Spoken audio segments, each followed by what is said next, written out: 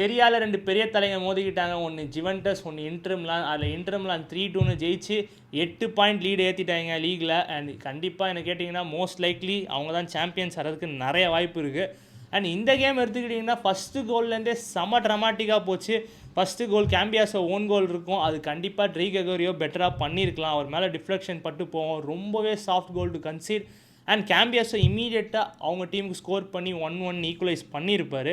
அதுக்கப்புறம் ஒரு red card நடக்கும், which is most controversial decision. Second எவ்வளோ வந்து எனக்கு கேட்டால் ரெஃப்ரி எப்படி கொடுத்தாருனே தெரில. ஏன்னா அவன் தொட்டானான்னு கூட எனக்கு தெரில. அதுக்குள்ளே பஸ்டோனி வந்து ஒரு பயங்கரமான ஒரு ஆஸ்கர் அவார்டு கொடுக்குற மாதிரி ஒரு ஆக்டிங்கை போட்டு டைவை போட்டான். எல்லோக்கா செகண்ட் எல்லோ ரெட்டு. ஸோ உங்களுக்கே தெரியும் விஆர் வந்து எல்லோக்கெலாம் இன்டர்வென்ட் பண்ண மாட்டாங்கன்னு. ஸோ ஜுவென்டஸ் 10 பேர் வச்சு தான் ஆடணும். இன்டர் மிலானுக்கு ஹோம் அட்வான்டேஜ், மேன் அட்வான்டேஜ் முடிஞ்சுதுரா இன்றைக்கின்ற மாதிரி இருந்தது. அண்ட் எஸ்போசிட்டோ அடித்து 2-1 ஆக்கிட்டாங்க. அவ்வளோதான். இதுக்கு மேலே ஜுவென்டஸ்க்கு வாய்ப்பே இல்லைன்னு நினைக்கும் போது தான் அவனுக்கு கேப்டன் லொக்காட்டெலி 83rd மினிட்ல 2-2ன்னு ஆக்குவான். மொத்த டீமே செலிப்ரேஷனை போடுவாங்க பயங்கரமாக. ஓகே ஏதோ ஒரு பாயிண்ட் எடுத்துகிட்டு போகிற மாதிரி.